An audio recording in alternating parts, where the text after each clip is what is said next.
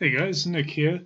This section is all about Taylor series. Now before we get into Taylor series, we're going to do this lesson which is about the motivation. Now motivation is basically another words for what the heck brought this on? Why do we want to learn about Taylor series? So the motivation is as follows. Let's first draw a function. Doesn't matter what function it is. So this is the x-axis, this is the y-axis, and maybe the function looks I don't know, something like that. Okay, now here is the point x equals a. I just chose this point at random because I like drawing my tangent lines in this sort of form, in this sort of shape. And this then, if this is the function y of x, this point here on the y-axis must then be y of a. So, oops, that looks kind of off. There we go. That's a blodge. Okay, well that blodge on the function is the point x equals a, y equals y of a. And if we go ahead and draw the tangent line to that, so this is the tangent line, and we're going to call that tangent line t of x.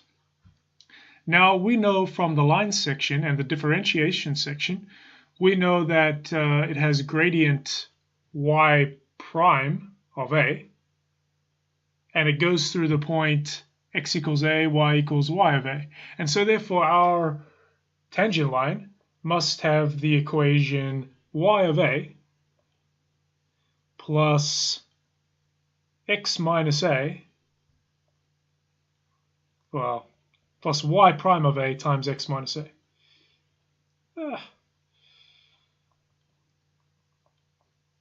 There we go, excuse the sloppy writing. So t of x, the tangent line, has equation y of a plus y prime times x minus a. And what you'll notice about, let me choose a different color now.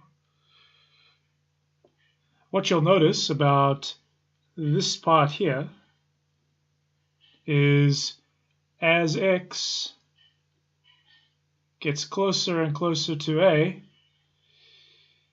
as x gets closer and closer to a, this part gets closer and closer to 0.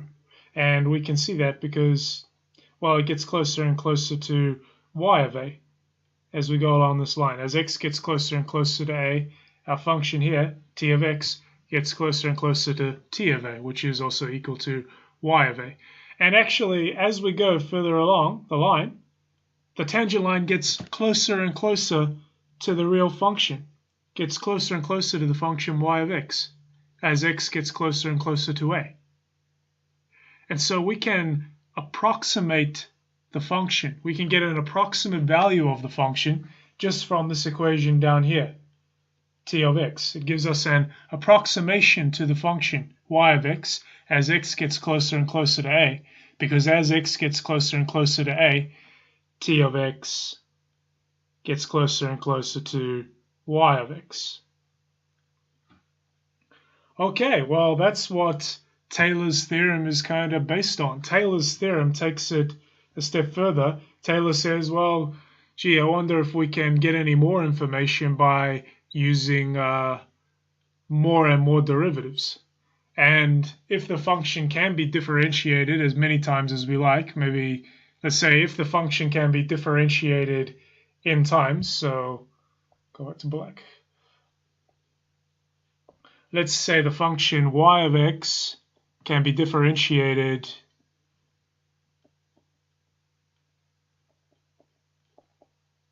n times, then we can write y of x is equal to, at the point x equals a, I should have said. So y of x can be differentiated n times at x equals a. So y of x can be differentiated n times at x equals a. Then y of x can be written as y of a plus y prime of a times x minus a plus y prime prime of a times x minus a squared divided by 2 factorial plus dot dot dot, this keeps going for a really long time, plus y differentiated in times at the point A times x minus a to the power of n divided by n factorial plus, we're nearly done, and we're going to call this last function hn of x plus hn of x, where as x tends towards a, as x gets closer and closer to a, hn of x gets closer and closer to 0. In other words, we can approximate our function y of x. We can approximate our function y of x with this thing.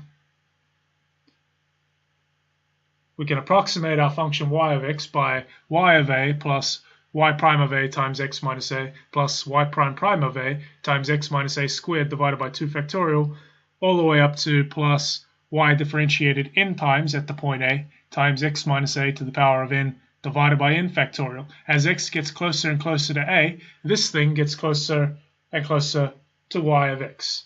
The underlined part gets closer and closer to the circled part because hn of x gets closer and closer to 0.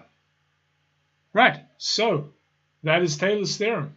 And in the next lesson, we're going to derive it. We're going to figure out that actually, yeah, this thing is true, and we're going to show maybe a bit of insight to how we came up with that.